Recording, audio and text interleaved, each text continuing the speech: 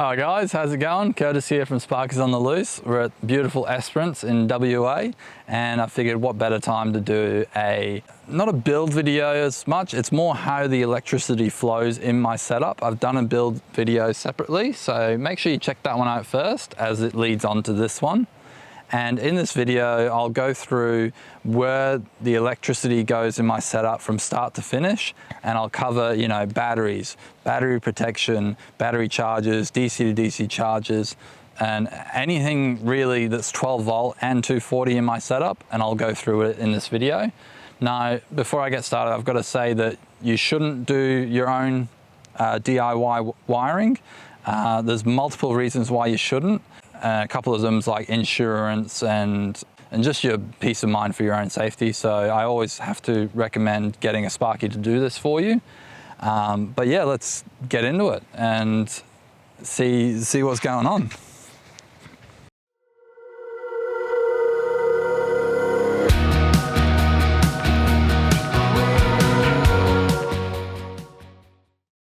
We'll start at the very source of supply, which is like the alternator. And the alternator feeds my starting battery. So from there, that's where we'll get into everything else. So what I've got first is my starting battery feeds the DC to DC charger in the canopy. And that's 20 amps as well. So 20 amps will come from the alternator and head to the canopy. And now, obviously I've got the caravan in tow. So that, I've not run a DC charger for that. All I've done is just run a cable from the battery. I got it here through the projector, which is a dual battery isolator. And then from here, it goes into the canopy, and then from the canopy into the caravan. And I'll explain why it goes into the canopy when I get over there. Now, you have to run these solenoids because you need to separate the starter battery from the rest of the system so that when you start your car, it doesn't jump all the batteries together. And as well, you want to focus on charging your starting battery before any other battery gets started. So that's the idea behind the dual battery systems. Now, with the DC to DC chargers, you do not need one of these little solenoid boxes because the DC to DC chargers, they have voltage sensitive relays in them. And so it detects when to come on and off. So it acts just the same as one of these, which is awesome. So that's about it. All your fuses and stuff will be in here as well. Your fuses will be different depending on your setup. So we'll now go to the canopy and I'll explain where everything else goes back there. All right, so welcome to my canopy setup. You guys have already seen it. Here we go. I'm gonna try my best to explain exactly what's going on in here. So we're going to start first with the charging systems. We're going to carry on. So here's the DC to DC charger. Now it's a 20 amp DC to DC charger, and all a DC to DC charger is a step up transformer. So on a large scale, let's say you're only getting 12 volts coming to the back here. What this will do is it will see 12 volts. It will step it up to whatever it's needed. So it'll probably go to 13.5 all the way up to 14 volts. And that's what will feed into your battery system. Now that's great because it provides better charging efficiency and all of that. And it gives out a pure 20 amps instead of cycling all over the place. So these things are really great. If you've got the money, then get them. Otherwise, running a cable straight to it, it does the job, but it'll only give you so much control with your charging system. So with DC to DC chargers as well, it senses when the battery's different, or you can actually change the mode itself to a gel, lead acid, or calcium. So it charges depending on your battery system. So it does all the work for you, which is great. And with this specific charger, it only charges from the car setup when you're driving along. It's not a combination one, so I've had to run a separate regulator for my solar and stuff like that. And yeah, so now the next source of supply that I'll talk about is the solar. So with solar regulators and your solar setup, you can actually feed both your solar and the DC at the same time. I know it's not recommended because they've obviously got two different charging patterns going on, but I've always run like that and I haven't had any problems really. And as well, they both kick in and stop when the batteries are charged. So It's not like anything will overcharge and stuff like that. So I found that, yeah, you can run both at the same time, which is pretty cool. I know you can get some chargers that'll do solar and everything, and it'll determine which one to go for and stuff like that. But for me, I've just done this. So with the regulators, all it does is takes the solar input, which is usually 18 volts, and it'll come down and it'll step it down. It actually steps down. So this is a step down transformer really. And it'll step it down to whatever voltage your battery needs, usually, you know, with the 12 or 13 volt range. And yeah, from there, that's about it really. So solar's pretty straightforward. So yeah, we'll talk about the next charging, and that will be the AC to DC charging. Awesome, so here's the AC to DC charger, and you can buy these anywhere, all different types and stuff like that. This one's just an eBay job, like I said earlier, and it's a 40 amp charger. So this one can really throw some amps in there.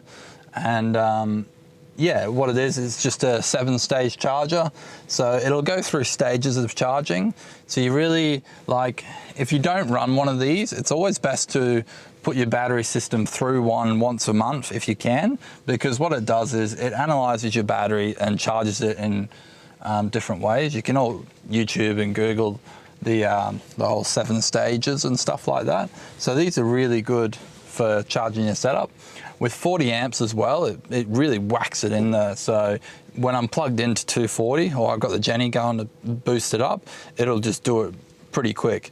Now, with your chargers, you don't want to go too quick, because you could overcharge your batteries, or you can charge them too quick, and that's when they damage the batteries and stuff like that. But generally, these chargers are pretty smart, and they'll sense when it's getting close, and it'll knock the amps down and stuff like that.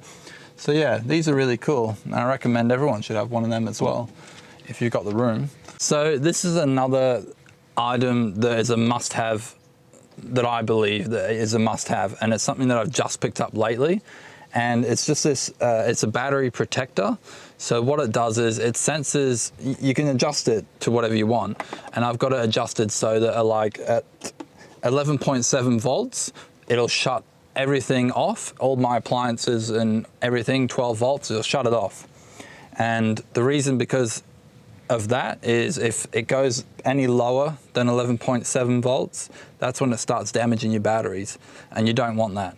So what it does is it shuts off at 11.7, and I've got it to come back on at 12.1 volts. So once the batteries have recovered a little bit and it wants to turn itself back on, it'll do it automatically, which is great. And so it's kind of a little set and forget thing. And if you leave something on like the inverter or whatever, it'll shut it all off. So it's so good. So this specific protector is a 20 amp relay in it. So it'll only switch 20 amps, which is, it's good, but in my setup, I've got things that are drawing more than 20 amps. So what I've done is I've got this relay to control a 40 amp relay, because I know I won't really go above 40 amps. And so it's a relay controlling a relay, and that 40 amp relay will shut off and shut everything off. Now, with the inverter, because it's a 2000 watt inverter, that may draw a lot of amps. And so what I've done is, all right, so because it's a big inverter, you've got two options of controlling it. You can run a big car relay and shut everything off, like an 80 amp relay. Or what I've done is, this one's got a remote. So I've cut into the remote cable and I've put it through my Wi-Fi relays. So essentially the protection relay controls the 40 amp relay, and that 40 amp relay controls this 10 amp relay, and that's what eventually shuts the inverter off. And it works really well. I've not had a problem with that. It was a bit tricky at first to get all that wired up, but I've got it. So I think in the end, a simple option would be to get like an 80 amp or 100 amp relay and throw everything through it, and then that's it, just control that relay. So yeah, that's that one. So for the cost of the battery protection, this gets a bit iffy. So the device itself costs 20 bucks off eBay, which is cheap. but you've then got to add another relay, which is 20 bucks. And then you've got to add fuses, which are, you know, $5 to $10 each. And then you've got to mount it somewhere as well. So it starts getting up into like the $50 to $100 range just in parts. And then it takes you a while to install it. If I was to build it and charge it out, it'd be like a $200 install. Is it worth it? In my opinion, it is, because I'm running 2 batteries in here, and these 2 batteries alone would cost $500 to $600. And if you've got a lithium setup, geez, you know, you're talking $1,000 or $2 just for 1 battery. So you really want to protect that battery. Lithium's obviously not as important because you can drain it and it should automatically cut out and all that. But when you're still talking lead and AGM and all that, it's always best to have one of these. I've met so many people on the road with dead batteries, and for some reason they think it's fine to let them run to 10 volts and stuff like that, but it's really not. Once you get below the 11.8 range, you're really starting to kill your batteries. So I think these are great. It just provides longevity with your battery system. So next we're just going to talk about protection. It's going to be straightforward, really. We'll just zoom straight in with the switchboard. All right, so I briefly touched on this in the build video. All I've got going here is I need the RCD, the safety switch, and that's for the AC side of stuff. So that's the AC side of things, pretty straightforward. And then I've just got fuses as well. Now they're all in that switchboard, and you've always got to segregate between the two as well, because you're not allowed to have 12 volt and 240 in the same vicinity, because you don't want them touching each other and stuff like that. So always, you know, I always segregate. And yeah, just with the 12 volt system, pretty much every cable has to have a fuse on it when it's coming from the battery source of supply. So pretty straightforward. I don't really have to go into that. So we'll move on to the next thing. The next thing we'll talk about is the inverter and how I do the changeover switch. Once again, I briefly touched on that in the build video, but I'll go through it properly now and show you exactly how it all flows. Cool, so I'll touch briefly on this and I'll try and make it as simple as possible to explain it.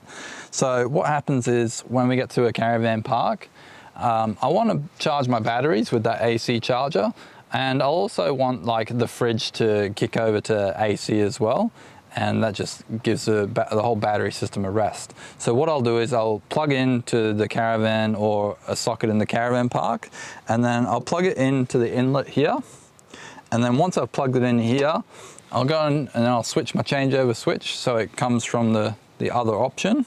And then what will happen then is everything inside that is 240 related will become 240 from the caravan park.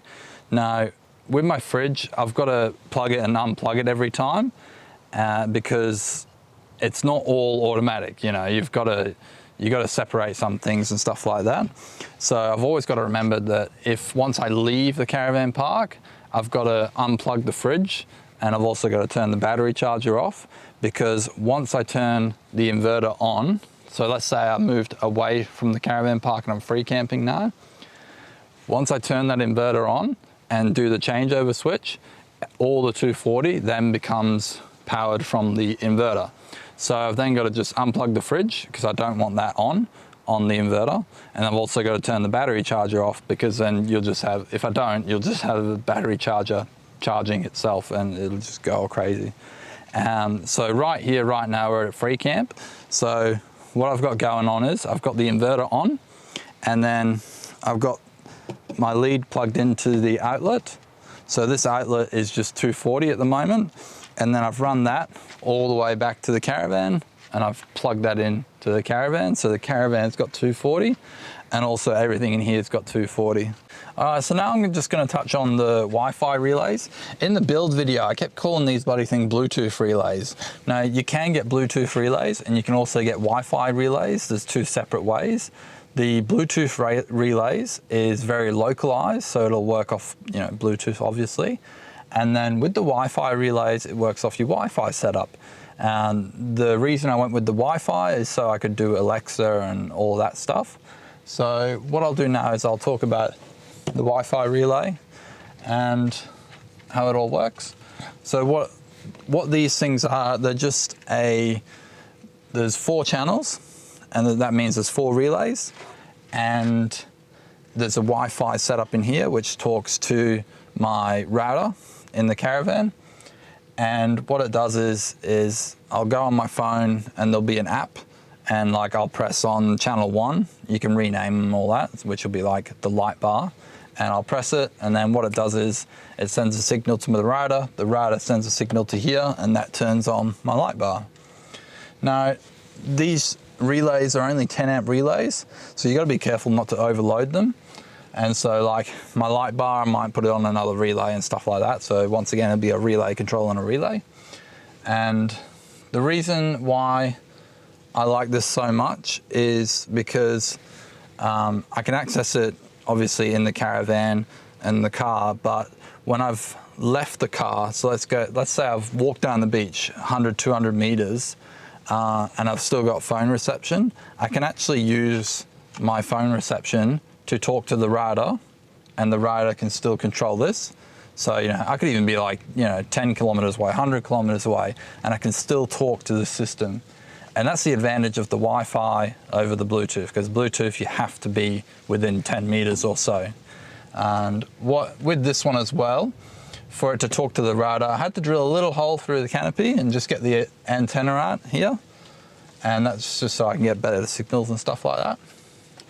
Now, this specific type, I can't find it online before at the moment. I've managed to find the next generation one online, and it's a white one. And they call them Sonoff, and I'll link everything below so you can see it. And it's very similar setup. So, and yeah, they're only like 30 bucks or something like that. So if you wanted to control more than 4 things, you can just get a second one and put 2 in. And you can just keep going until, you know, there's no limitations on it. So they're really good. I really like them. And like I said, you can also put Alexa in, which here she is. I'm not got it hooked up at the moment because I'm out of signal. And like I said, for Alexa to work, you always have to have phone reception nearby, which is majority of the time, you know, we've got phone reception, so we can use her, which is great. And as for damage, I've been running this thing for a year, and the corrugations haven't killed it, so it stands up to, you know, people say, oh, it's circuitry, it's more electronics, but I've never had a problem with it. So, you know, we'll keep rolling with them.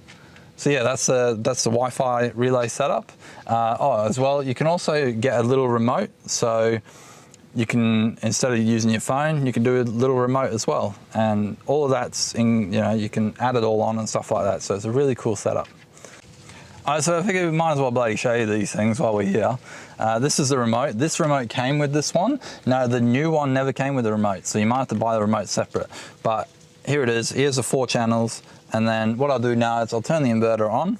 So I'll press it. Inverter comes on. And you can hear it. You can hear this one clicking in, and then it clicks in the inverter. So I'll turn it off. Off.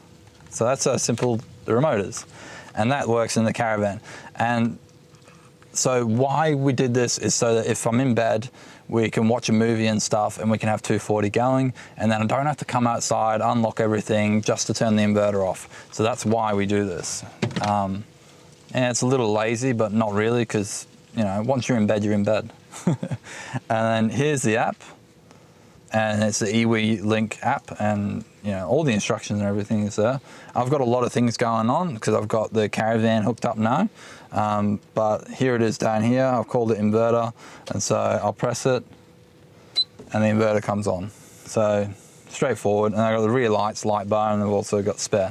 So that was just a quick rundown on how cool this stuff is. And yeah, well now that's it. That's all I've got to show you with the Wi-Fi stuff. If you got any questions, leave them in the comments, obviously. What we'll talk about now is the batteries, and I'll just quickly touch on the battery systems while we're here. I've got 2 100 amp batteries in here, and they're both Centuries, and I showed you in the build video. And these 2 batteries are great. They control the canopy setup. All right, so this is where my setup starts to get a little different to everyone else's. Generally with caravans, you'll have the modern ones, you have 200 amp hours minimum in the canopy, in the caravan. We only have 100 amp hours in the caravan. So it's not enough to run my setup. So what I've done is I've joined these two batteries with the ones in the caravan. Well, yeah, with the one. So in total, I've got the 200 plus the 100. So I've got 300 amp hours in total when I connect them all in. And we've figured that's perfect for us. You know, you can always go more, but you get more weight and all that stuff. So we don't really want any more weight. So we thought 300 is a good number. So we've kept it like that. So with these batteries, the lead acid batteries, and the ones that you can touch up with water and stuff like that.